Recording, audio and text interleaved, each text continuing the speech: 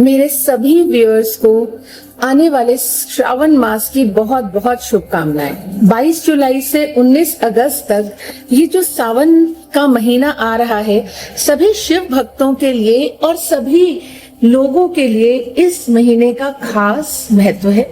शिव जी के हम जो भी भक्त हैं वो सब जानते हैं कि ये मास शिव जी को अति प्रिय है। इस मास में करे जाने वाले कुछ खास उपाय आपके जीवन में होने वाली सभी अड़चनों को तुरंत दूर करने में एकदम सक्षम होते हैं। जैसे कहते हैं ना कि सोने पे सुहागा, तो नॉर्मल कोई उपाय करे जाएं तो अलग बात है, लेकिन अगर सावन मास में कुछ उपाय करे जाएं तो वो खास तरह से जल्दी और परमानेंट रिजल्ट देते हैं। दोस्तों, आपको याद होगा कि मैंने आपको एक टेक्निक बताई थी, नॉट टेक्निक। मेरा वो वीडियो बहुत वायरल हुआ था, जिसमें एक धागे में हम अपनी विश मांग के 7 नॉट्स लगा लेते हैं और फिर उसको रख देते हैं, और फिर धीरे धीरे ईश्वर, यूनिवर्स अपने आप वो काम जो है वो हमारे सफल कर देता है। मैं आप सबको रेकमेंड करूंगी कि वही नॉट जो उपाय है वो आप प्रथम सोमवार को, सावन के पहले सोमवार को करिए, और उम्मीद करूंगी कि सावन खत्म होते होते तक भोलेनाथ की ऐसी कृपा आप सब पर बरसे कि आपका वो काम पूरा हो जाए इस 5 सोमवार के अंदर। एक और उपाय मैं आपको बताती हूँ।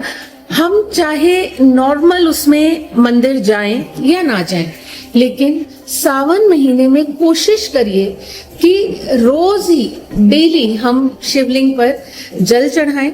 और जल चढ़ाने का सीक्वेंस में एक बार थोड़ा सा आप लोगों को बताना चाहूंगी। सबके अपने अपने मेथड्स हैं, अपने अपने सीक्वेंस के हिसाब से सब जल चढ़ाते हैं। कुछ पंडित लोग कुछ बताते हैं, कुछ और बताते हैं, लेकिन मैं आपको वो बता रही हूँ जो मेथड मैं फॉलो करती हूँ, और ये मुझे हमेशा बहुत सेटिस्फेक्शन देता है, पीस ऑफ माइंड देता है।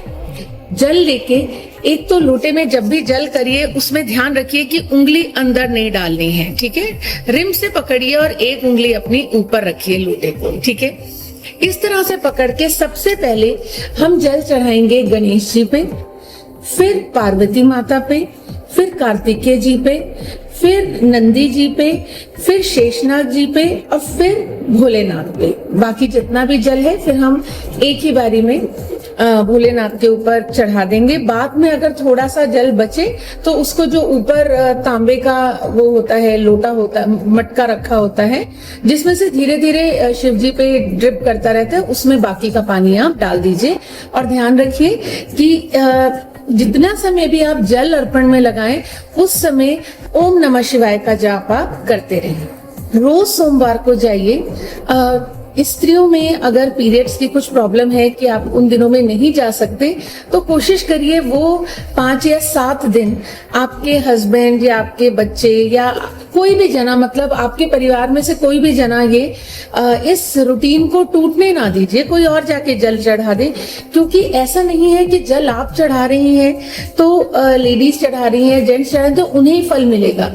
श्रावण मास में शिवलिंग के ऊपर रोज जल चढ़ाने का फल पूरे परिवार को मिलता है। सभी चढ़ाए बहुत अच्छा है, नहीं तो घर का जो भी चढ़ा सके वो तो डेली अपना नियम बना ले। एक और बात है, अगर अवॉइड कर सकते हैं तो श्रावण मास में कई लोग होते हैं कि नॉनवेज खाना छोड़ देते हैं, छोड़ सकते हैं तो जरूर छोड़ दीजिए। और अगर कुछ काम ऐसा है या किस तरीके से नहीं छोड़ सकते तो कोशिश करिए कि कम से कम मंडे को आप नॉनवेज ना खाएं।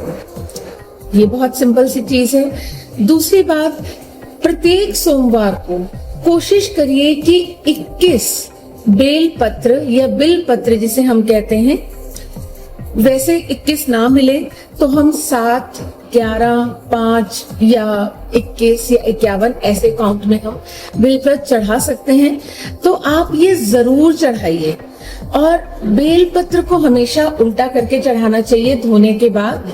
और कुछ ना कर पाए, कुछ जैसे कई लोग बोलते हैं चंदन से ओम नमः शिवाय लिख लीजिए, कुछ भी ना कर पाए तो सच्चे भाव से अगर आप बेल पत्र को शिवलिंग के ऊपर चढ़ा देंगे तो वो भी आपके लिए बहुत ज्यादा इफेक्टिव एक रेमेडी रहेगी। आपके रुके हुए काम बनने लग जाएंगे, अड़चने जो है वो तुरंत जीवन से दूर हो जाएंगी। श्रावण मास एक ऐसा मास है प्रिय मित्रों, जिसपे करेज, अगर आप श्रावण मास के करे हुए उपाय पूरा साल आपको सपोर्ट करते हैं, राइट, तो मेरी आप सबसे विनम्र विनती है कि इसका पूरा लाभ उठाएं। इस बार भोलेनाथ माँ पार्वती की कृपा से 5 सोमवार पड़ रहे हैं, एक सोमवार एक्स्ट्रा मिल रहा है, हमें ज्यादा मिल रहा है, तो ज्यादा अच्छी बात है कि हम ज्यादा भगवान के साथ जुड़ सकेंगे और कृपा कर सकेंगे।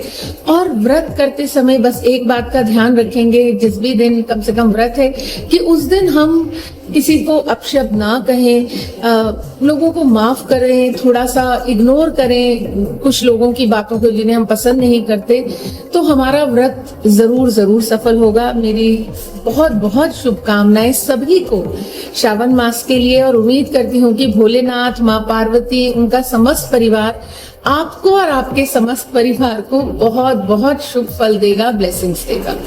ओम नमः शिवाय।